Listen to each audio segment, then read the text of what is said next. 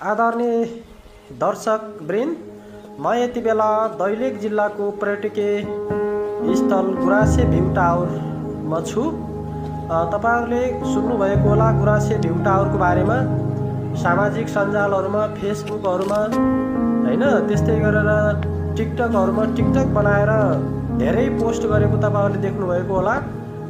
तपाईहरुले चाहिँ यहाँ जो गुराँसे भ्यू टावर अहिलेसम्म आउनु भएको छैन, उहाँहरुको लागि मैले यो गुराँसे भ्यू टावरको सबै अवस्थाको बारेमा चाहिँ जानकारी गराउने प्रयत्न मैले गरिरहेको छु।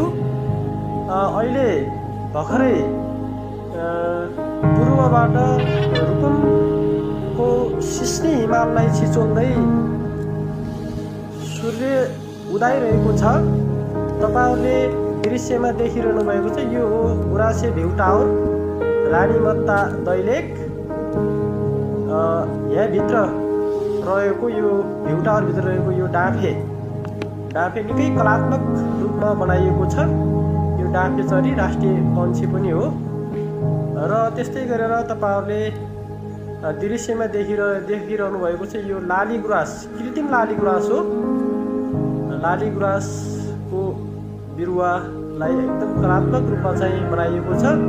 यो गुराँसे भ्यू टावर, यो टावरबाट हामीले सुदूरपश्चिमका अबी सैपाल हिमालहरू, त्यस्तै गरी कर्णाली प्रदेश अन्तर्गतका विभिन्न हिमालहरूको दृश्यहरू, सैपाल हिमाल लगायत विभिन्न हिम श्रृङ्खलाहरू यहाँबाट देख्न सकिन्छ। र यो भ्यू टावरको कम्पाउन्ड भित्र रहेको घोडा, त्यसमा चढेर पनि हामीले यो गर्न सक्छौँ, फोटाहरू खिच्न सक्छौँ। यो मैले अगाडि नै भनिसकेँ, लाली गुराँस बिरुवा, कृत्रिम बिरुवा, मान्छेले बनाएको बिरुवा। यो तपाईँहरूले चिन्नुहुन्छ, यो बिरुवा अत्यन्त सुन्दर छ,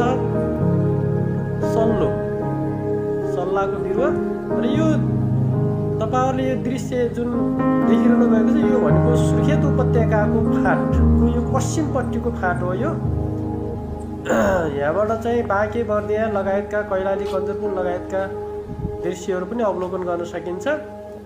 र यो यता यो दैलेख जिल्लाको पूर्वी भाग भगवती माई गाउँपालिका र गुराँस गाउँपालिकाको मालिका बुरोसे लेकबाट अहिले यो सूर्य उदाइरहेको छ।